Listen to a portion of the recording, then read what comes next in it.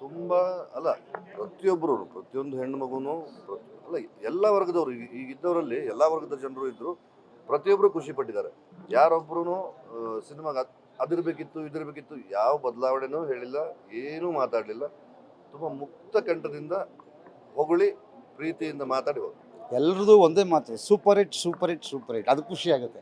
Sir, ಎಲ್ಲದಕ್ಕಿಂತ main ನನಗೆ ತುಂಬಾ ಇಷ್ಟ ಆಗಿದ್ದು ಅಂತಂದ್ರೆ ಪವರ್ ಸ್ಟಾರ್ ಬಗ್ಗೆ ಒಂದು ಹೇಳ್ತೀರಾ, ಅಶ್ವಿನಿ ಅವ್ರ ಬಗ್ಗೆ ಮತ್ತೆ ಅಪ್ಪು ಅವ್ರ ಬಗ್ಗೆ, ಅದಂತೂ ಅಲ್ಟಿಮೇಟ್ ಆಗಿತ್ತು. ಎಲ್ಲ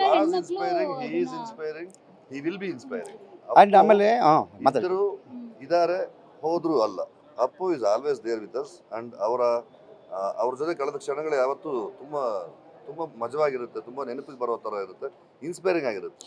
ಆಮೇಲೆ ಈ ಸಿನಿಮಾನ ನಮ್ಮ ಬಾಸ್ ಅವರು, ನಾವು ಬಾಸ್ ಅಂತಾನೆ ಕರೆಯೋದು, ಅವ್ರ ಜೊತೆ ಸುಮಾರು ಸಿನಿಮಾ ಆ್ಯಕ್ಟ್ ಮಾಡಿದ್ದೀನಿ. ಈ ಸಿನಿಮಾನ ಅವರ ಮಾನವೀಯ ದೃಷ್ಟಿಕೋನಗಳನ್ನು ಮೆಚ್ಚಿ ಅವರಿಗೆ ಪವರ್ ಸ್ಟಾರ್ ಪುನೀತ್ ರಾಜ್ಕುಮಾರ್ ಅವರಿಗೆ ಅರ್ಪಣೆ ಮಾಡಿದ್ದೀವಿ. ಇಲ್ಲ, ನನಗೆ ಇನ್ನೊಂದು ಇಷ್ಟ ಆಗಿದ್ದು, ಈಗ ಯಾರಾದ್ರೂ ಗಂಡ ಎಕ್ಸ್ಪೈರ್ಡ್ ಆಗ್ಬಿಟ್ರೆ, ತೀರ್ಕೊಂಡ್ಬಿಟ್ರೆ ಧೃತಿಗೆಟ್ಬಿಡ್ತಾರೆ ಹೆಣ್ಮಕ್ಳು, ಬ್ಲಾಂಕ್ ಆಗ್ಬಿಡ್ತಾರೆ. ಆದ್ರೆ ನೀವು ಒಂದು ಸಂದೇಶ ಕೊಟ್ಟಿದ್ದೀರಾ, ಅವ್ರ ಅಶ್ವಿನಿ ಅವ್ರನ್ನ ಹೋಲಿಕೆ ಮಾಡಿ ಧೃತಿಗೆ ಹೇಳ್ಬಾರ್ದು, ಅವ್ರ ಕನಸುಗಳನ್ನ ಸಾಕಾರ ಮಾಡ್ಬೇಕು ಪ್ರತಿಯೊಬ್ರು ಅಂತ. ಹೌದು, ಹೆಣ್ಣು ಅಂದರೆ ಒಂದು ಡೈಲಾಗ್ ಇದೆ ಸಿನಿಮಾದಲ್ಲಿ, ನೀವು ನೋಡಿದ್ರ, ಆ ವಿಲನ್ಗೆ ಹೇಳ್ತಾರೆ ರಾಗಿಣಿ ಅವರಿಗೆ, ನೀನು ಹೆಣ್ಣು ಅಂದರೆ ಮಾಯಿ ಅಂದ್ಕೊಂಡಿದ್ಯಾ, ನಾನು ಹೆಣ್ಣು ಅಂದರೆ ತಾಯಿ ಅಂದ್ಕೊಂಡಿದ್ದೀನಿ. ಸೊ ಆ ಹೆಣ್ಣು ಅನ್ನೋದು ತಾಯಿ, ಆ ತಾಯಿ ಹೃದಯಕ್ಕೆ ಯಾವತ್ತೂ ನೋವಾಗಬಾರ್ದು. ಯಾರೂ ಅಬಲೆ ಅಲ್ಲ, ಹೆಣ್ಣು ಯಾವತ್ತೂ ಧೃತಿಗೆಡಬಾರ್ದು. ಜಯಿಸಿ ಈ ಜಗತ್ತನ್ನು ಎದುರಿಸಿ ಸಾಧಿಸಿ ತೋರಿಸ್ಬೇಕು ಅನ್ನೋದು ಈ ಸಿನಿಮಾದ ಕ್ಲೈಮ್ಯಾಕ್ಸ್ ಉದ್ದೇಶ.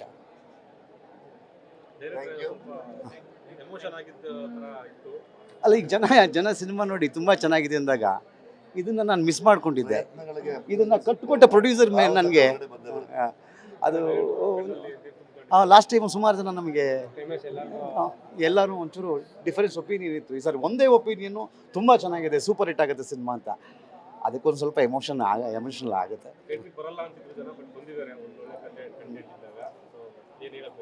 ಇಲ್ಲ, ಒಂದೊಳ್ಳೆ ಸಿನಿಮಾ ಮಾಡಿದ್ರೆ ಬರ್ತಾರೆ ಅನ್ನೋದು ಇವತ್ತು ಪ್ರೂವ್ ಆಗಿದೆ. ಇದು ಮೊದಲನೇ ದಿನ, ಇವತ್ತು ಬಿಡುಗಡೆ ಆಗಿದೆ. ಬನ್ನಿ ಬನ್ನಿ ಬನ್ನಿ ಬನ್ನಿ, ಸಿನಿಮಾ ನೋಡಿ 100% ನಿಮಗೆ ಖುಷಿ ಆಗುತ್ತೆ, ನಿಮಗೆ ಸಂತೋಷ ಆಗುತ್ತೆ. ಆ ಗ್ಯಾರಂಟಿ ಇಡೀ ಟೀಮ್ ನಾವು ಕೊಡ್ತೀವಿ.